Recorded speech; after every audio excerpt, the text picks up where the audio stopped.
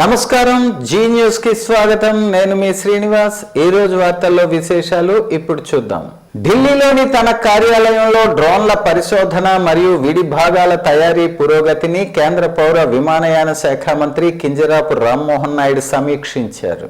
ఈ సమీక్షలో drone R&B research and development విభాగాల తయారీలో సాంకేతిక పురోగతి, సవాళ్లు, అవకాశాలపై వివరణాత్మక చర్చ జరిగింది. ఇదే సందర్భంలో పలు కీలక సూచనలను రామ్మోహన్ నాయుడు చేశారు. 2030 నాటికి ప్రపంచంలో 3వ అతిపెద్ద డ్రోన్ మార్కెట్గా భారత్ను తయారు చేయాలనే లక్ష్యంతో స్వదేశీ డ్రోన్ తయారీకి ప్రత్యేక దృష్టి పెట్టినట్లు ఆయన స్పష్టం చేశారు. ప్రధానమంత్రి నరేంద్ర మోదీ పిలుపు మేరకు మేక్ ఇన్ ఇండియా మిషన్ లో భాగంగా స్వదేశీ డ్రోన్ ఆవిష్కరణలకు తయారీకి అందరూ కలిసి ముందుకు సాగాలని పిలుపునిచ్చారు. స్వదేశీ డ్రోన్ సాంకేతికతలపై పెట్టుబడులు సులభతరం చేయడానికి మంత్రిత్వ శాఖతో కలిసి ఇప్పటికే చర్యలు ప్రారంభించినట్లు తెలిపారు.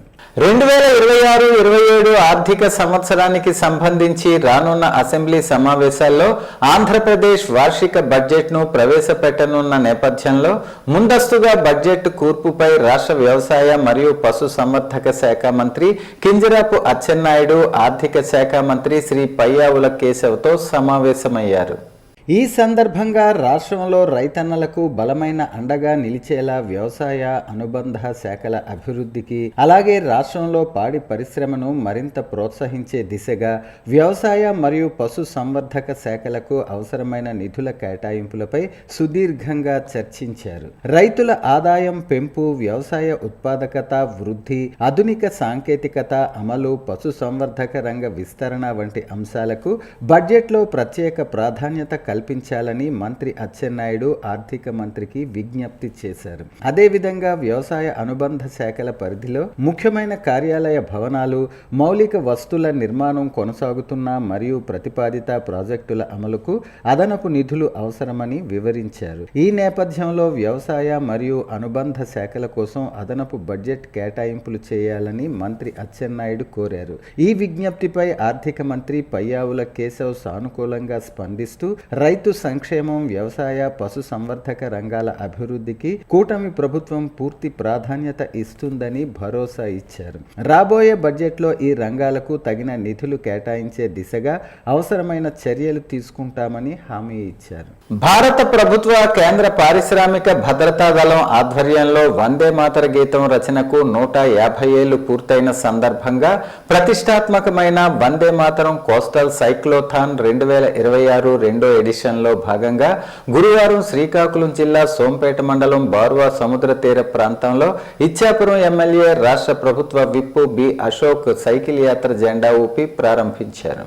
CISF సీనియర్ కమాండర్ డి జితేంద్రబాబు నాయకత్వంలో ఈ టీం సభ్యులంతా పాల్గొన్నారు. సురక్షిత తీరాలు, సమృద్ధ భారతం అనే నినాదంతో చేపట్టిన ఈ సైక్లింగ్ యాత్ర దేశవ్యాప్తంగా 9 తీర ప్రాంత రాష్ట్రాల గుండా సుమారు 6500 కిలోమీటర్లు ప్రయాణిస్తోందని, ఈ సైక్లోథాన్ ఈ నెల 4న చిలికా సోంపేట వద్ద ఆంధ్రప్రదేశ్లో ప్రవేశించి రాష్ట్రంలో 8 రోజుల పాటు 964 కిలోమీటర్లు సాగుతుందని ఎమ్మెల్యే చెప్పారు. ఈ యాత్రలో శ్రీకాకుళం, విశాఖపట్నం, కాకినాడ, మచిలీపట్నం, చీరాల, కావలి, నాయుడుపేట ప్రాంతాలు కవర్ చేస్తారు. తీర ప్రాంత భద్రతపై అవగాహన పెంచడమే లక్ష్యంగా ఈ సైక్లోథాన్ ను నిర్వహిస్తున్నట్టు CISF సీనియర్ కమాండెంట్ జితేంద్రబాబు చెప్పారు. ముఖ్యంగా తీర గ్రామాల్లో నివసించే మత్స్యకారులను దేశ భద్రతలో భాగస్వాములుగా మార్చడంతో పాటు అనుమానాస్పద కార్యకలాపాలపై అప్రమత్తత పెంపొందించటమే ఈ యాత్ర ఉద్దేశమన్నారు.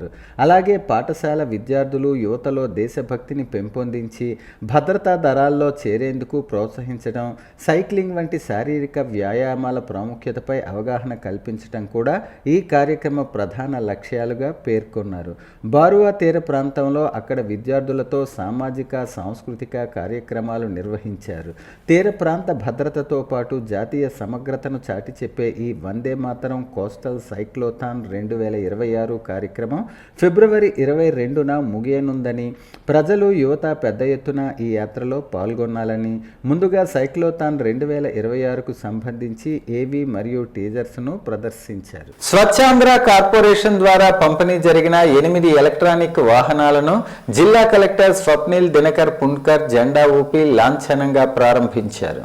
ఈ సందర్భంగా జిల్లా కలెక్టర్ మాట్లాడుతూ పరిశుభ్రతను పాటించాలని, ప్రభుత్వ కార్యక్రమాల్లో ప్రధానమైన పరిశుభ్రతపై అధికారులు మరియు సిబ్బంది బాధ్యత వహించి పనిచేయాలని సూచించారు. ఈ సందర్భంగా జిల్లా పంచాయతీ అధికారి భారతీ సౌజన్యను ఏ మండలాలకు వాహనాలను కేటాయించారని వివరాలు అడిగి తెలుసుకున్నారు. కవిటి మండలం రాజపురం పంచాయతీ, కంచిలి మండలం ఎంఎస్పల్లి, ఇచ్చాపురం మండలం మసకాపురం, వజ్రపు కొత్తూరు మండలం పల్లిఊరు, మందస మండలం బుడారిసింగి, పలాస మండలం తర్లకోటకు ఒక్కొక్కటి చొప్పున మరియు కోటబొమ్మాలి మండలం నిమ్మాడకు 2 వాహనాలను కలిపి మొత్తం 8 వాహనాలను మంజూరైనట్లు కలెక్టర్కు ఆమె వివరించారు. తదుపరి వాహనాల పరిశుభ్రతను ఎప్పటికప్పుడు పర్యవేక్షించాలని, అనుభవం ఉన్న డ్రైవర్లతో పనిచేయించాలని కలెక్టర్ ఆదేశించారు. ఈ కార్యక్రమంలో డిపిఓ భారతీ సౌజన్య, కార్యాలయ సిబ్బంది తదితరులు పాల్గొన్నారు. పొందూరు ఖద్దరుకు ఉన్న చారిత్రక విశిష్టతను అంతర్జాతీయ స్థాయికి తీసుకెళ్లటమే తమ ప్రభుత్వ లక్ష్యమని ఆమదాలవలస శాసనసభ్యులు, రాష్ట్ర పియూసీ చైర్మన్ కూన రవికుమార్ స్పష్టం చేశారు. సుమారు 100 కోట్ల భారీ వ్యయంతో ఏర్పాటు కానున్న ఈ క్లస్టర్ యూనిట్ ద్వారా ఆ ప్రాంత రూపురేఖలు పూర్తిగా మారిపోతాయని ఆయన ధీమా వ్యక్తం చేశారు. బుధవారం పొందూరు మండలం కేంద్రంలో ఖాదీ ఖద్దర్ క్లస్టర్ యూనిట్ ఏర్పాటు కోసం కేటాయించిన స్థలాన్ని ఆయన అధికారులతో కలిసి పరిశీలించారు. నియోజకవర్గ పారిశ్రామికాభివృద్ధిలో భాగంగా ఈ ప్రాజెక్టును అత్యంత ప్రతిష్టాత్మకంగా తీసుకున్నట్లు ఆయన వెల్లడించారు. ఈ సందర్భంగా ఎమ్మెల్యే మాట్లాడుతూ పొందూరు ఖద్దర్కు గ్లోబల్ గుర్తింపు తీసుకురావడానికి కూటమి ప్రభుత్వం నిరంతరం కృషి చేస్తుందని తెలిపారు. కేంద్ర మంత్రి రామ్మోహన్ నాయుడు ద్వారా కేంద్ర ప్రభుత్వం దృష్టికి ఈ అంశాన్ని తీసుకెళ్లి జీఐ ట్యాగ్ సాధించటంలో కీలక పాత్ర పోషించామని గుర్తు చేశారు. ఇప్పుడు 100 కోట్లతో ఏర్పాటు చేయనున్న క్లస్టర్ ద్వారా ఆధునిక సాంకేతికతను జోడించి ఖాదీ ఉత్పత్తుల తయారీ, శిక్షణ, మార్కెటింగ్లను ఒకే గొడుగు కిందకు తీసుకురానున్నట్లు వివరించారు. ఈ యూనిట్ అందుబాటులోకి వస్తే వేలాది మంది స్థానిక మహిళలకు, కార్మికులకు, యువతకు ప్రత్యక్షంగా, పరోక్షంగా ఉపాధి లభిస్తుందని ఎమ్మెల్యే ఆశాభావం వ్యక్తం చేశారు. స్థల విస్తీర్ణం, మౌలిక సదుపాయాలు, విద్యుత్తు, నీటి వనరులు, రహదారి అనుసంధానంపై అధికారులతో సమీక్షించిన ఆయన పనులను వేగవంతం చేయాలని ఆదేశించారు. ఆంధ్రప్రదేశ్ ప్రభుత్వం ప్రతిష్టాత్మకంగా నిర్వహిస్తున్న మన నీరు మన భవిష్యత్తు సాగునీటి సంబరాల రాష్ట్ర స్థాయి సమావేశ కార్యక్రమంలో భాగంగా పాతపట్నం నియోజకవర్గం శాసనసభ్యులు మామిడి గోవిందరావు ఆధ్వర్యంలో పాతపట్నం నియోజకవర్గానికి చెందిన నీటి సంఘాల అధ్యక్షులు, ఉపాధ్యక్షులు సమావేశానికి బయలుదేరారు.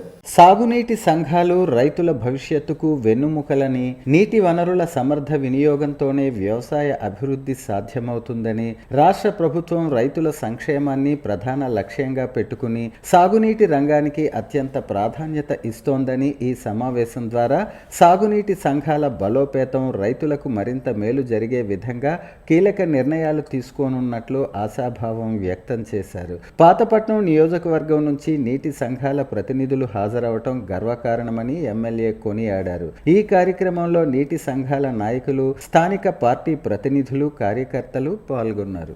వ్యవసాయ రైతులకు పంట పొలాలకు వెళ్లేందుకు సుందర రహదారిని నిర్మించారు. కిష్టపేట, అంపోలు గ్రామాలను కలుపుతూ చింతబంద మీదుగా లింగం చెరువు వరకు 4 కిలోమీటర్ల మేర 20 అడుగుల వెడల్పుతో సుందర మట్టి రోడ్డును ఏర్పాటు చేశారు.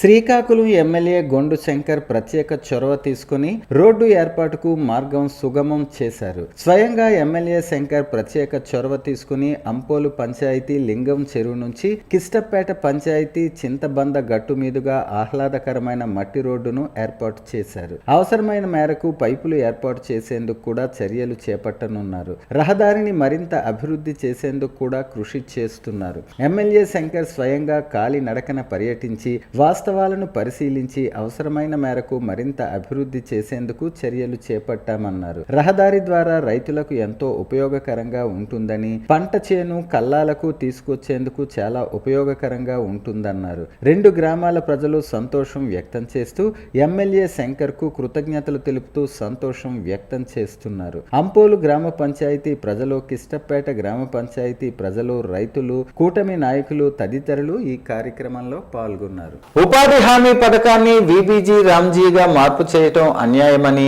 ఉపాధి హామీ పథకాన్ని యథావిధిగా కొనసాగించాలని CPM town convener R Prakasarao ప్రభుత్వాన్ని డిమాండ్ చేశారు.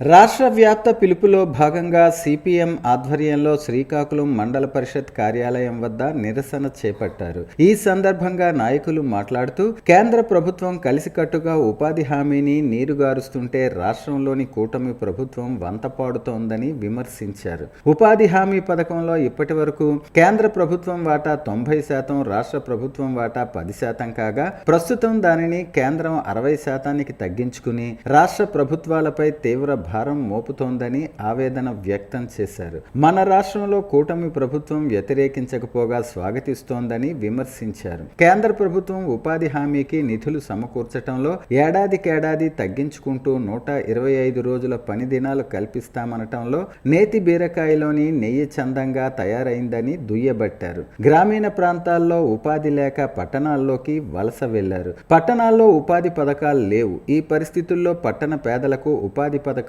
అమలు చేయాలి. 2006లో వామపక్షాల చొరవతో ఉపాధి హామీ సాధించుకున్నామని, దీన్ని యథావిధిగా కొనసాగించే వరకు తీవ్రమైన పోరాడాల్సిన ఆవశ్యకత ఉందని అన్నారు. అనంతరం ఏపీఓ కె సీతారాంకు వినతి పత్రం అందజేశారు.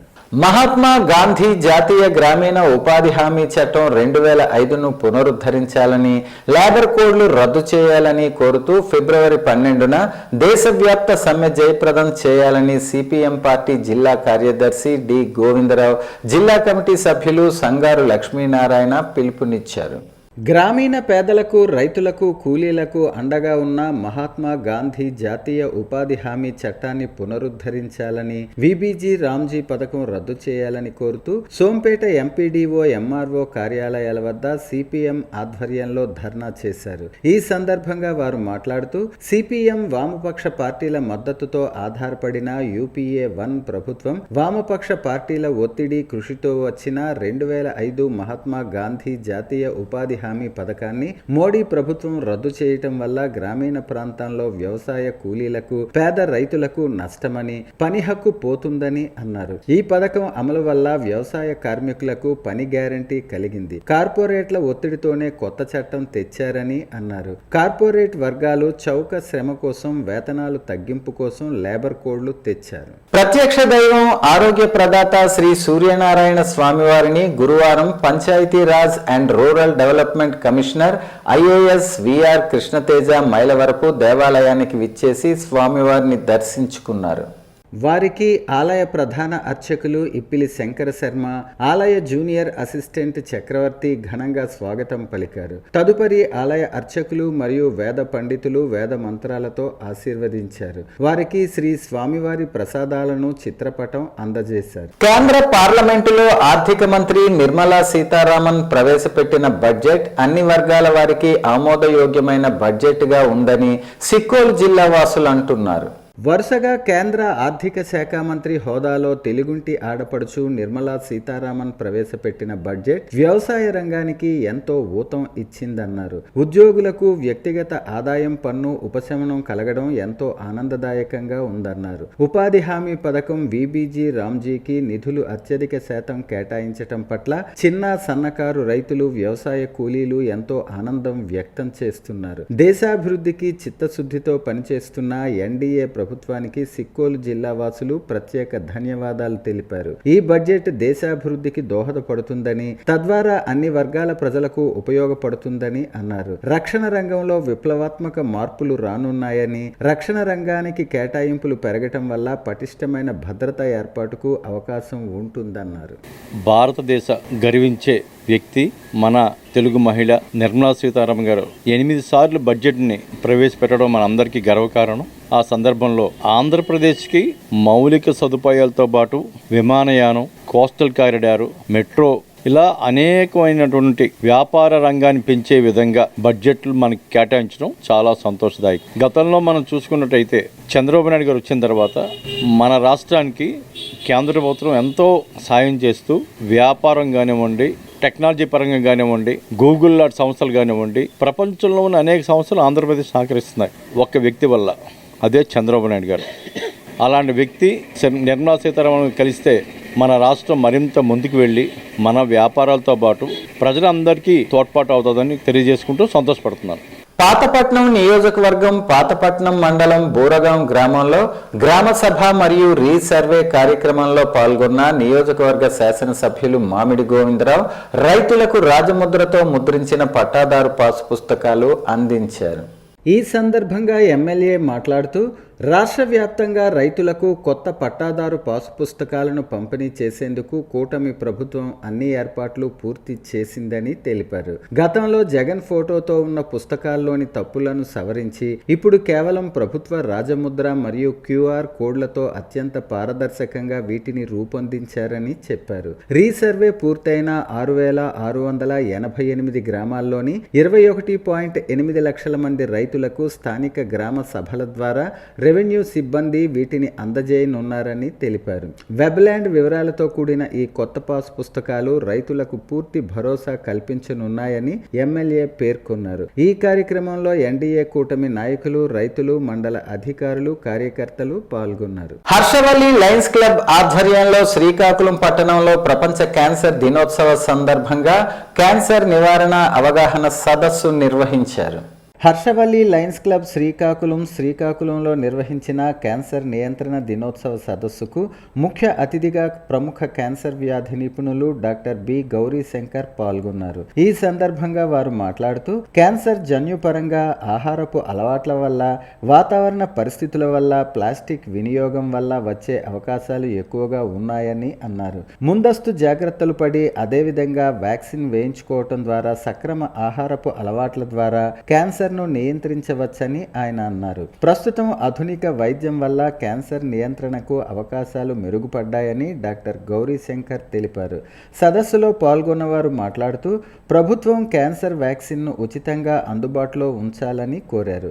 ఇటీవల కేంద్ర ప్రభుత్వం ప్రకటించిన బడ్జెట్లో క్యాన్సర్ నివారణ మందుల ధరలను గణనీయంగా తగ్గించటం పట్ల సదస్సుకు హాజరైన వారు తమ సంతోషాన్ని వ్యక్తం చేశారు. ఈ కార్యక్రమంలో Harshavalli lions club charter president lion Karanam Harika Prasad, పూర్వ అధ్యక్షులు లయన్ వావిలపల్లి జగన్నాథ నాయుడు, పూర్వ zone chairman lion Karanam Shobharani, కార్యదర్శి లయన్ సత్యవరపు లక్ష్మణ్, ఉపాధ్యక్షులు lion Arlada Appalanaidu, lion Manisharma, lion Majji Suman, lion Palisetti Madhubabu, lion Routhu Srinivasarao, అధిక సంఖ్యలో మహిళలు, విద్యార్థులు, స్థానికులు పాల్గొన్నారు.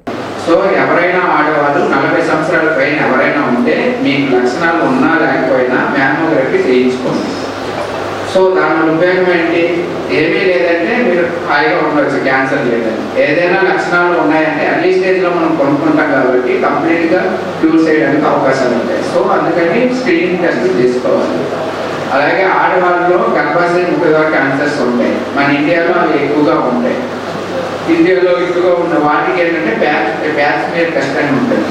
సో మీరు గైనకాలజిస్ట్ దగ్గరికి వెళ్తే అది ఏమి మీకు సూదిలో పొడిచేది ఏమీ ఉండదు. జస్ట్ మామూలుగా చిన్న ఫ్లూయిడ్ లాంటిది తీసుకొని అది టెస్ట్కి పంపిస్తారు. సో చాలా సింపుల్ టెస్ట్లు అన్ని హాస్పిటల్లో ఉంటాయి. మీరు అవి అన్నింటిలో చేసుకుంటే ఎర్లీ స్టేజ్లో మీరు డయాగ్నోస్ అయ్యి కంప్లీట్గా క్యూర్ అవ్వడానికి అవకాశాలు ఉంటాయి. అది అబ్నార్మల్ వస్తే క్యూర్ చేసుకోవడానికి అవకాశాలు ఉన్నాయి. నార్మల్ వస్తే మీరు నిశ్చింతగా ఉండదు, క్యాన్సర్ ఉండదు. సో అది ప్రివెన్షన్ అండ్ స్క్రీనింగ్ టెస్ట్ అంటే ఉపయోగం. ట్రీట్మెంట్ అనేది ఇప్పుడు హైయర్ ట్రీట్మెంట్స్ అన్నీ వచ్చాయి. సో ఇండియాలో ప్రాబ్లం ఏంటంటే మనకి ఎవ్రీథింగ్ ఇన్సూరెన్స్ కవరేజ్ ఉంటాయి. ఇన్సూరెన్స్ కవరేజ్లో కొంతవరకే ఉంటాయి. బట్ యూజువల్గా హైయర్ ట్రీట్మెంట్ అనేది ఇండియాలో కూడా వచ్చింది. So even some of the stage 4 for suppose రొమ్ము క్యాన్సర్ స్టేజ్ 4 వచ్చినా కానీ కంప్లీట్గా క్యూర్ చేసే అవకాశాలు 10% పెరిగాయి లాస్ట్ 5 years లో కంపారిజన్ చేస్తాం. శ్రీ కచ్చపి కళాక్షేత్రం ఆధ్వర్యంలో సద్గురు శ్రీ త్యాగరాజ ఆరాధన మహోత్సవాలు ఈ నెల 8వ తేదీ ఆదివారం ఆముదాల వలస కామేశ్వరి కళ్యాణ మండపంలో జరుగుతాయని ఆ సంస్థ అధ్యక్షులు బంకుపల్లి శ్రీరామచంద్రమూర్తి శర్మ, ప్రధాన కార్యదర్శి బంకుపల్లి దుర్గా శ్రీనివాస శర్మలు తెలిపారు. ముందుగా 8 గంటలకు తిరువీధి మహోత్సవం, 10 గంటలకు శ్రీకాకుళం జిల్లాలోని వివిధ సంగీత విద్యా సంస్థల గురువులచే పంచరత్న గోష్ఠి గానం జరుగుతుందని, అనంతరం స్థానిక సీనియర్ కళాకారులచే సంగీత కార్యక్రమాలు జరుగుతాయని, సాయంత్రం 6 గంటలకు జరిగే సభా కార్యక్రమానికి ముఖ్య అతిథులుగా స్థానిక శాసనసభ్యులు కూన రవికుమార్ హాజరవుతారని, విశిష్ట అతిథులుగా తమ్మినేని రవికుమార్, మొదలవలస రమేష్, తమ్మినేని విద్యాసాగర్, జెజె వెంకటేశ్వరరావు, వేమకోటి నరసింహశాస్త్రి, పి తాతయ్యలు, విటి చౌదరి గారు, బలిజేపల్లి వెంకట రమణమూర్తి, తమ్మన రామకృష్ణ గారు, రంప సాయి కుమార్ శర్మ గారు హాజరవుతారని తెలిపారు. చివరగా ప్రధాన సంగీత కచేరీ తిరుపతి వాస్తవ్యులు ఏ టాప్ గ్రేడ్ కళాకారులు కొమండూరి వెంకట కృష్ణ గారి గాత్ర కచేరీ ఉంటుందని, ఈ కార్యక్రమానికి ఏఐఆర్ టాప్ గ్రేడ్ కళాకారులు డాక్టర్ మావుడూరు సత్యనారాయణ శర్మ వాయులేనంపై, విజయవాడ వాస్తవ్యులు ఏ టాప్ గ్రేడ్ కళాకారులు శ్రీ సద్గురు చరణ్ మృదంగంపై, ఏ గ్రేడ్ కళాకారులు మావుడూరు సూర్యప్రసాదరావు ఘటంపై, కచ్చపి కళాక్షేత్రం కార్యదర్శి బంకుపల్లి దుర్గా శ్రీనివాస్ శర్మ మోర్సింగ్ పై సహకరిస్తారని తెలిపారు. ఈ కార్యక్రమానికి కళాకారులు, కళాభిమానులు విచ్చేసి కార్యక్రమం జయప్రదం చేయవలసిందిగా కోరారు. శ్రీకాకుళంలో ఉండే సంగీత కళాకారులందరి చేత ఆ పంచరత్న గోష్ఠి గానం వినసొంపుగా అందరికీ వినిపిద్దామనే సంకల్పంతో ఈ కార్యక్రమాన్ని ఆముదాల వలస శ్రీ కామేశ్వరి కళ్యాణ మండపంలో కడు రమ్యంగా పెద్దవాళ్ళందరూ ఆశీస్సులతో ఆ రామచంద్రుడి అనుగ్రహంతో ఈ కార్యక్రమాన్ని నిర్వహిస్తున్నాం. మరి స్థానిక కళాకారులందరూ కూడా ఉత్సాహంగా పాల్గొనడానికి గురువులందరూ కూడా సహకరిస్తున్నారు. అలాగే ఆ రోజే స్థానికంగా ఉన్నటువంటి సీనియర్ మోస్ట్ విద్వాంసులందరి చేత అరగంటేస్ కచేరీలని ఏర్పాటు చేసుకున్నాం. అలాగే సాయంత్రం స్వామివారి యొక్క అనుగ్రహంతో ఉదయం ఊరేగింపు కార్యక్రమం, అలాగే సంగీత కార్యక్రమాలతో పాటు శ్రీ తిరుపతి నుంచి కొమండూరు కృష్ణ గారు, డాక్టర్ కొమండూరు కృష్ణ గారు మంచి విశిష్టమైనటువంటి గురువులు. వారు వైస్ ప్రిన్సిపాల్గా తిరుపతిలో పనిచేస్తున్నారు. వైలిన్ విద్వాంసులు మరియు గాత్ర విద్వాంసులు. మరి వారికి నాద కళా కచ్చపి అనే బిరుదుతో సత్కరిస్తూ వారికి గాత్ర కచేరీ కడు వైభవంగా జరిపించడానికి కూడా సంకల్పం అధ్యక్షులు వారైనటువంటి మా నాన్నగారు బంకుపల్లి శ్రీరామచంద్రమూర్తి గారు, అలాగే కచ్చపి కళాక్షేత్ర బృందం మరియు స్థానిక కళాకారుల యొక్క ప్రోత్సాహంతో ఈ కార్యక్రమాన్ని నిర్వహిస్తున్నాం. దానికి కారణంగా విశేషంగా వైలిన్పై డాక్టర్ మావుడూరు సత్యనారాయణ శర్మ గారు వైలిన్పై సహకరిస్తున్నారు. మావుడూరు సూర్యప్రసాద్ గారు ఘటం, అలాగే కొమ్మాజోషుల సద్గురు చరణ్ గారు విజయవాడ స్థానిక విద్వాంసులు, వారు మృదంగంపై సహకరిస్తున్నారు. మరి భవదీయుడు దుర్గా శ్రీనివాస శర్మ మోర్సింగ్పై సహకరిస్తున్నాం. మరి ఈ కార్యక్రమాన్ని శ్రీకాకుళం జిల్లా కళాకారులందరూ కూడా సమిష్టిగా ఆశీర్వదించి సహకరించి కడు రమ్యంగా ఈ కార్యక్రమాలు జరిపించి రాబోయే భావితరాలకు సంగీత జ్ఞానాన్ని అందించే ప్రయత్నంగా చేస్తున్న ఈ కార్యక్రమానికి ప్రతి ఒక్కరూ దోహదపడతారని కోరుకుంటూ మీడియా ద్వారా అందరికీ తెలియజేసుకుంటున్నాం. ధన్యవాదాలు. వార్తలు సమాప్తం. మళ్ళీ తర్వాత బులెటిన్లో కలుసుకుందాం. నమస్కారం.